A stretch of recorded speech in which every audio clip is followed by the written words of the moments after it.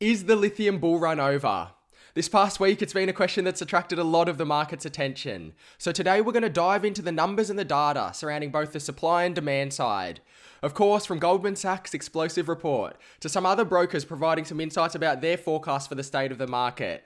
It's been a point of contention, and so today we're going to unpack it all. Welcome to the channel and enjoy. So starting us off, let's think about the demand side. The International Energy Agency provides some fantastic forecasts and some insights into the current state of demand, particularly at the electric vehicle level. As you can see here from this visual, there's been an exponential uplift. If you just look at that rate of uplift from just 2020 to 2021, it's significant. Electric vehicle sales is around 8 to 9% of global penetration. What this visual here is for new car sales, new car registrations. And we can see here electric vehicles was over 6 million vehicles over the past year.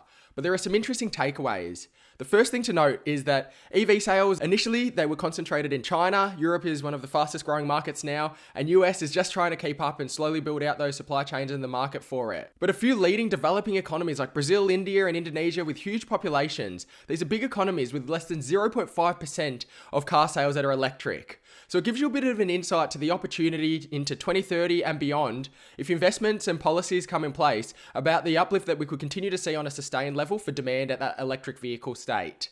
It's worth noting that total worldwide car sales was over 60 million in 2021, around 66 million.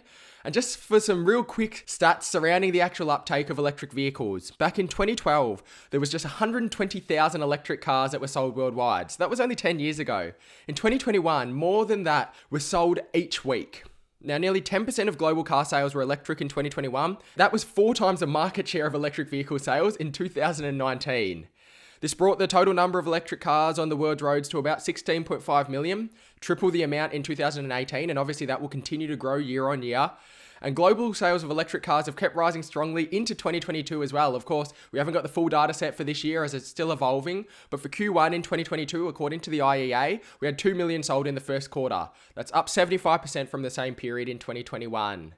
Now, of course, how the rest of 2022 pans out, it's still uncertain, it's up in the air, it's anyone's guess. Obviously, we've had the Ukrainian situation and everything playing out in Europe. We've had the virus still being a factor, the Chinese lockdown, and there's supply chain bottlenecks that are still to be navigated and are unresolved. However, on the other side of the coin, we've seen more progressive policies, support for more progressive governments. The green slide in Australia is an example of this, and more of a coordinated investment really starting to pick up pace both on the fiscal and the corporate front.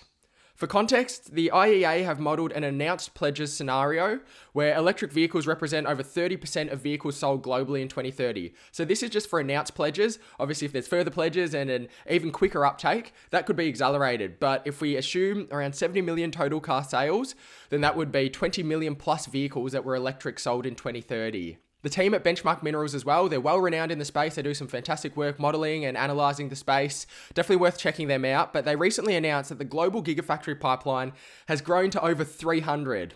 This has grown 3 times since September 2019. So it's very, very fast pace. And obviously it's not going to stop here as investment continues to flow through.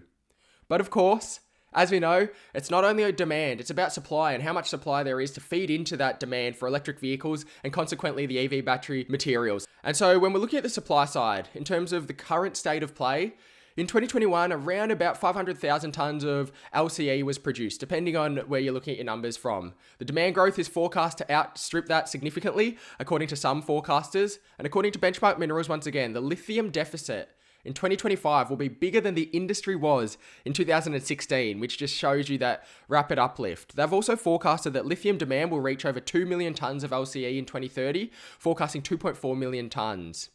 And the supply side is where a lot of the point of contention comes in, with a lot of the more bearish reports thinking that supply will come online quickly, particularly in the near term, and eventually that will obviously lead as supply comes online, prices will start to come down. But the question is, how much supply will come online and how quickly? And it's also worth noting that a lot of the more bearish reports have questions about supply in the short to medium term, but there's little debate, particularly about the demand growth into 2030 and beyond.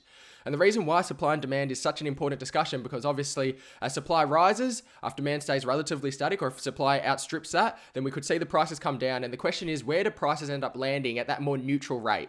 Because that's obviously going to have flow-on implications for valuations and discussions about the broader sector and profitability. And so there is plenty of investment and focus going into bringing supply online. As you know, concentration of supply with a lot of upstream, but particularly for downstream, is clustered in key areas for a lot of these EV battery metals. It's not just for lithium, but for cathode, anode capacity as well. For a context, China currently produces around about 3/4 of all lithium-ion batteries, and over half of lithium, cobalt, and graphite processing and refining capacity is in China as well.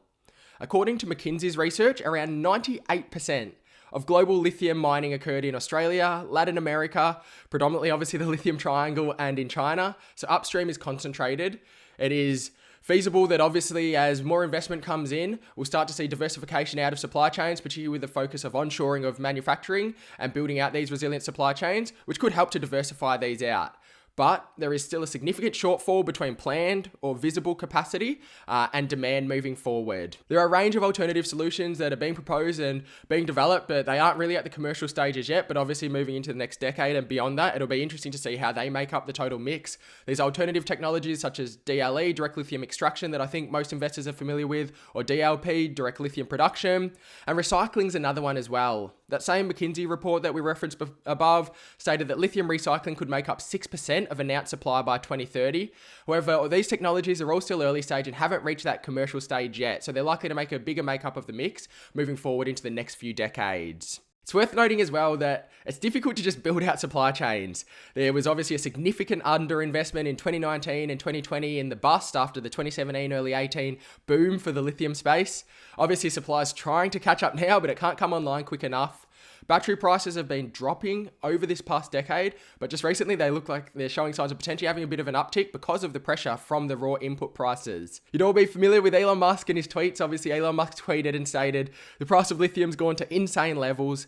Tesla may have to actually get into the mining and refining upstream businesses if nothing changes. And you might wonder, why is this such an issue? Well, if supply shortages persist or widen and prices stay elevated for sustained periods of time, obviously that can drive up the price of the raw materials, which can drive up the price of batteries and potentially, eventually vehicles, which could affect adoption. However, we can also anticipate that as more manufacturers get really serious about electric vehicle investment, which we're already seeing from most of the leading OEMs, that this is going to only continue to drive demand, and particularly if this is supplemented by government policies and incentives for electric vehicle adoption. And another component of that as well is it's not simple to bring these projects online. This is not just a simple extraction where you just pull a resource out the ground and hey, it's there to go. To produce battery grade, to go all the way into downstream, it's a specialty chemicals process. Simon Moores, the Benchmark Minerals CEO, tweeted in response to the recent Goldman Sachs report.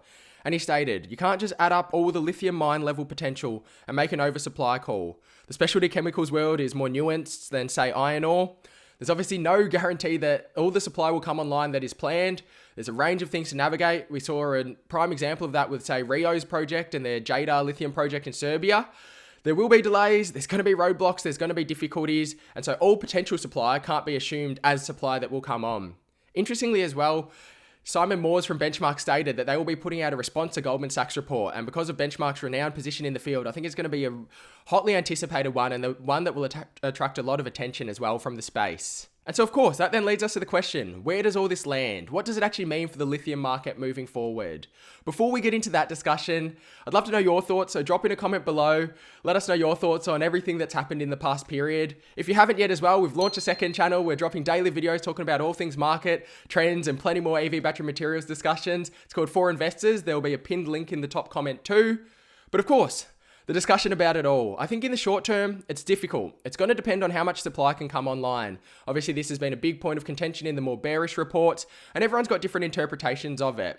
As mentioned, we know that everyone models different forecasts. Everyone's looking at similar sets of data, but it depends on your perspectives, your worldviews, the assumptions that you have that you model and forecast out. And hey, that's what makes a market. People are going to be more bearish, people will be more bullish, and particularly in the more short to medium term.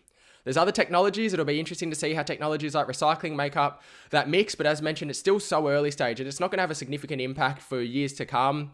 But I think ultimately, however, whichever way that you go to cut the cake, in the short term, sure, supply may come online quickly. It'll be interesting to see where the neutral rate lands for the prices. But ultimately, over the medium and longer term, through to 2020 and then beyond that, the electric vehicle adoption is evidently here and here to stay. With current battery chemistries and the way that the market's positioned, lithium is going to be a key component of this transition. And so ultimately, it looks like the story has only just begun. A big thank you for joining us. For now, stay well and happy investing.